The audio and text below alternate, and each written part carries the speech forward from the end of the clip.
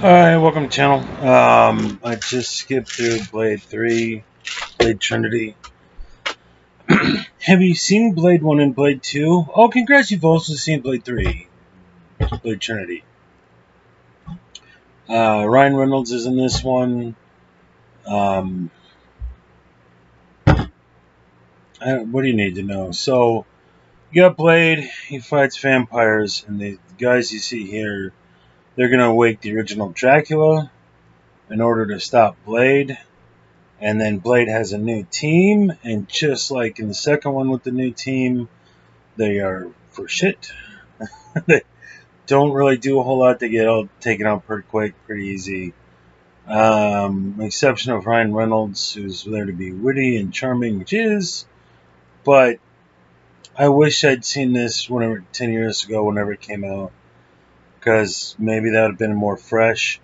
So you got Wesley Snipes and Ryan Reynolds, and the problem is we've seen it before. Now again, I'm watching this in current year 2023. Is making it this video. This came out back in the day. I couldn't even so probably 10 years. And maybe if I'd never heard of Ryan Reynolds, I'd be like, oh, that's because instead it's his usual stick. I've seen Deadpool 1 and 2 and any number of different Ryan Reynolds movies. And my guess is they like let him ad lib on stuff, and he didn't really bring that much to the film. I've seen the guy that plays Dracula. I couldn't tell you his name. Um, Patton Oswalt is in this one briefly. Hardly there. He's mostly there just because he's Patton Oswalt. I'm sure, but he doesn't do anything. So you get a new crew, and some new weapons. It's the exact same formula. So new super bad guy with this team here, the two people that survived this situation, plus the wrestler guy, Triple H or somebody. And it's tired. Just like the other two, you know what's going to happen before it happens. But it's going to be fine. They threw in like a real side story of FBI, and so the bad guys are taking a new approach. Instead of taking Blade head on, they try to do it. They work with a PR campaign, so it's commentary on Fox News, corruption in government. Although the FBI agent in this isn't corrupt, he's actually trying to do his job. So that's a nice twist. But they of course, in some way it makes sense because eventually, with the era of cameras all over the place, someone's going to see something, and all the two Blade movies, where all these people are getting laid to waste, and there's like people who saw it. They're like human beings, and Blade doesn't kill humans; it's his weakness, like Batman. Very Batman-esque. So at least there's some logic in that. Finally, they used cameras to film Blade, and that went on social media. This came out, no doubt, towards the early years of social media, and that exposes Blade. Whistler actually gets killed. Good for your movie. No more plot armor for you, fella. But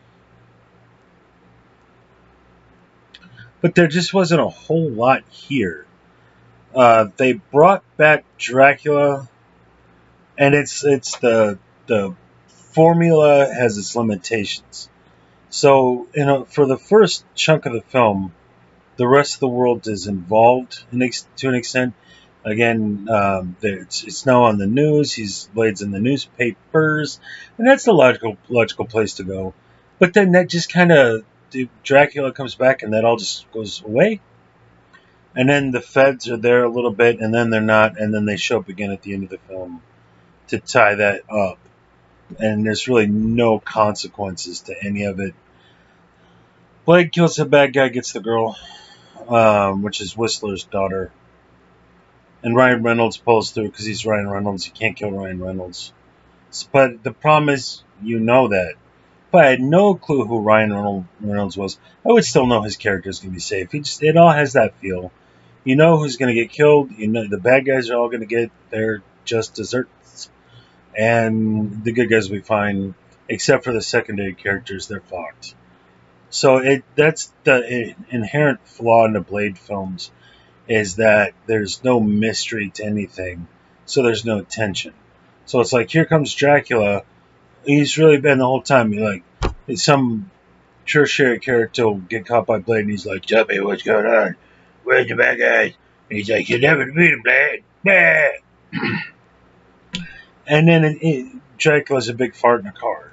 Like, they really didn't do anything with it. There was nothing fantastic here.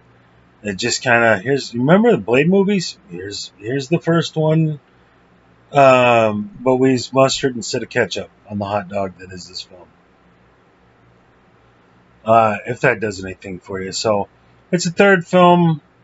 When was the last time you saw the third film be a good one when it wasn't necessarily a trilogy? Like, it made the first one, kind of wrap that all up. It was successful, so okay, let's pump out another one. And now, like, that must have done well or something, or there's money to be made. We'll pump out this one. And if you saw the first two, you've also seen this. They really added nothing here. They tried to kind of by bringing back the original Dracula, but there was nothing new here. He's got a new crew, but that's what they did in the last one. They all get taken out except for and Nestler's all of them. So here at least a couple of people pull through, but again, very, very plot armor. Ryan Reynolds, he's gonna be fine. So there's one scene where Ryan Reynolds is like, "We're gonna lose. We can't defeat Dracula. We're gonna lose." And it's like, Ryan, did you see the first two? They'll find a way. You'll be fine. And he was. And then they're beating the crap out of him, and he's trying to ad lib and tell funny jokes, and it's like, I've seen it. So that's the big flaw in Blade. I've seen it. I know it's going to happen before it happens. The moment they introduce a character, I was kind of shocked. The one thing that kind of shocked me is they killed off Patton Oswalt. Not because of the development of the character, he was screwed, but it's like, hey, they actually killed off Patton. Wow, okay. And the black guy with him that hardly had any dialogue, and then they had the blind lady, and it's like, yeah, they're going to be fine. There's certain characters you kill off and certain characters you don't, and that's how they develop the character, and when they introduce them, really screwed. So there's nothing to this film. If you've seen the first two, you've also seen this, and so if you like seeing Wesley Snipes really half-assing it while he cuts through the bad guys, here's another one. He does that here too. But other than that, the third Blade movie, didn't care. I skipped through a lot of it. I'd seen clips of it online. I wasn't intrigued by it. If I wasn't reviewing it, I wouldn't have watched this. But I'm reviewing it, so I did. To the extent that I did, because I skipped around a lot. So, for here, that's actually human and trying to pose him as a vampire, and then they film it and try to expose Blade to the rest of the world. But again, after that serves its function, it's gone. It never comes back in the rest of the movie. So, So anyway, Blade 3, it exists. Cheers.